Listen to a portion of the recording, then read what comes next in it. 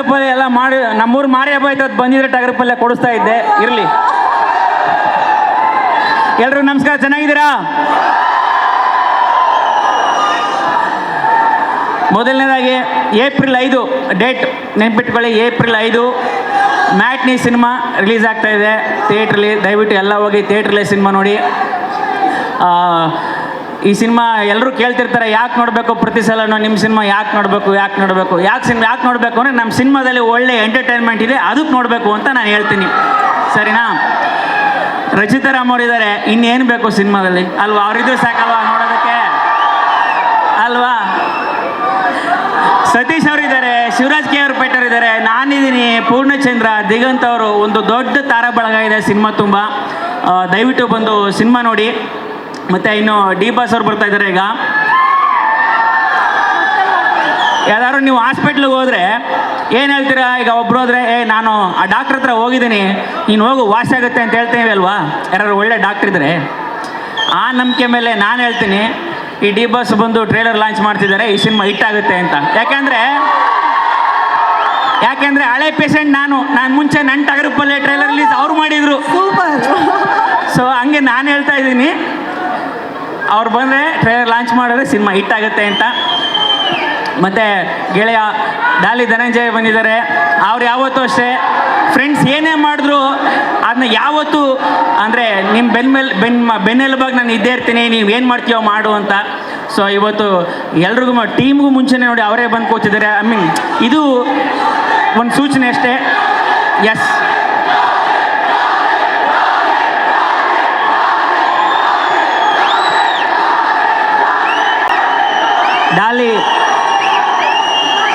Daali hello, ಆಯ್ತು ಡಾಲಿ ಬರೀ ಡಾಲಿ ಅಲ್ಲ, ಡಾಲಿ ಗೆಳೆಯರ ಡಾಲಿ. ಮತ್ತು ಸತೀಶ್ ಅವರು ಅವ್ರ ಬಗ್ಗೆ ಹೇಳಬೇಕು ಏನಂತಂದರೆ, ಈಗ ನಾವೆಲ್ಲ ಒಂದು ಸಣ್ಣ ಗ್ರಾಮದಿಂದ, ಸಣ್ಣ ಊರುಗಳಿಂದ ಬಂದು ಏನೋ ಕನಸು ಕಟ್ಕೊಂಡು ಬಂದು ಏನೋ ದೊಡ್ಡದಾಗಿ ಮಾಡಬೇಕು ಅಂತ ಬಂದು ಏನೋ ಸಾಧನೆ ಮಾಡಿರ್ತೀವಲ್ಲ, ಅದಕ್ಕೆ ದೊಡ್ಡ ಉದಾಹರಣೆ ನಮ್ಮ ನೀನಾಸಂ ಸತೀಶ್ ಅವರು. ಒಂದು ಸಣ್ಣ ಕುಟುಂಬದಿಂದ ಬಂದು ಇಷ್ಟೊಂದು ದೊಡ್ಡ ಸಾಧನೆ ಮಾಡಿದ್ದಾರೆ. ಈ ಮಟ್ಟಕ್ಕೆ ಏರೋದ್ರಲ್ಲಿ ಸತೀಶ್ ಅವರು. ನನಗೆ ಅವ್ರ ಪರಿಚಯ ಆದಮೇಲೆ ನಾನು ಅವ್ರನ್ನ ಯಾವತ್ತು ನನಗೆ ಬೇಜಾರಾದರೆ ನಾನು ಸತೀಶ್ ಫೋನ್ ಮಾಡ್ತಾಯಿದ್ದೆ, ಹಿಂಗೇನೋ ಬೇಜಾರಾಗಿಬಿಟ್ಟಿದೆ ಸತೀಶ್, ಏನು ಮಾಡೋದು ಅಂತ. ಅವರು ಎಲ್ಲ ಕರೆದು ಉಗಿದು ಉಪ್ಪು ಖಾರ ಹಾಕ್ತಿದ್ರು ಚೆನ್ನಾಗಿ.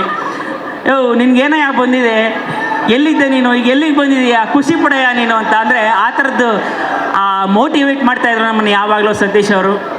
ಅವ್ರಿಗೆ ಒಳ್ಳೇದಾಗಬೇಕು. ಮತ್ತು ಮೊದಲನೇ ಬಾರಿ ಒಬ್ಬರು ಮಹಿಳಾ ನಿರ್ಮಾಪಕರು ಈ ಸಿನಿಮಾ ಪ್ರೊಡ್ಯೂಸ್ ಮಾಡಿದ್ದಾರೆ. ಈ ಸಿನಿಮಾ ಫೀಲ್ಡಲ್ಲಿ ಈ ಥರ ಮಹಿಳಾ ನಿರ್ಮಾಪಕರು ಇರೋದು ಕಡಿಮೆ, ಅವ್ರಿಗೂ ಒಳ್ಳೇದಾಗಬೇಕು. ಆ ಥರ ಮಹಿಳಾ ನಿರ್ಮಾಪಕರು ಇನ್ನೊಬ್ರು ಆಗ್ಬೋದು, ರಚಿತಾ ರಾಮ್ ಅವರು. ಅವ್ರಿಗೆಲ್ಲ ಕೆಪಾಸಿಟಿ ಇದೆ, ಅವರು ನಿರ್ಮಾಪಕರು ಆಗಬೇಕು, ಎಲ್ಲ ಕೆಪಾಸಿಟಿ ಮಾಡಬೇಕು. ಡೇಟ್ ಕೊಡ್ತೀನಿ, ಹೌದು. ನಮಗೆ ಡೇಟ್ ಕೊಡೋಷ್ಟು ದೊಡ್ಡವನಲ್ಲ, ಇರಲಿ ಏನೋ ಒಂದು ನಮ್ದು ಹಳ್ಳಿಲೂ ಸೇವೆ ಮಾಡೋಣ ಅಂತ ಅಷ್ಟೇ, ಇನ್ನೇನಿಲ್ಲ. ಓಕೆ, ಇನ್ನೇನಿಲ್ಲ. ಈಗ ಡಿ ಬಾಸ್ ಬರೋರ್ಗು ಏನೋ ಎಂಟರ್ಟೈನ್ ಮಾಡಬೇಕಲ್ಲ, ಅದಕ್ಕೆ ನಮ್ಮ ನಿಲ್ಲಿಸ್ಕೊಂಡಿದ್ದಾರೆ ಅಷ್ಟೇ. ನಾವೆಲ್ಲ ಒಂದು ಸಣ್ಣ ಇದು ಅಷ್ಟೇ. ನಾನು ಕಾಯ್ತಾ ಇದ್ದೀನಿ ಡಿ ಬಾಸ್ ಬರೋದಕ್ಕೆ.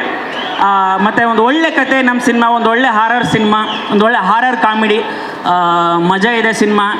ನೀವೆಲ್ಲ ನೋಡಿಕೊಂಡು ಥಿಯೇಟ್ರಲ್ಲಿ ಯೂಶ್ವಲಿ ಹಾರರ್ ಸಿನಿಮಾಗಳಲ್ಲಿ ನೋಡ್ತಿರ್ತೀವಿ ಗೊತ್ತಾ, ಈಗ ಬರುತ್ತೆ ನೋಡು ಅಂತ. ಆ ಥರದ್ದೊಂದು ಸಿನಿಮಾ ಇದು. ಸೊ ನಿಮಗೆಲ್ಲ ಇಷ್ಟಪಡ್ತೀರಾ ನೋಡಿ. Thank you.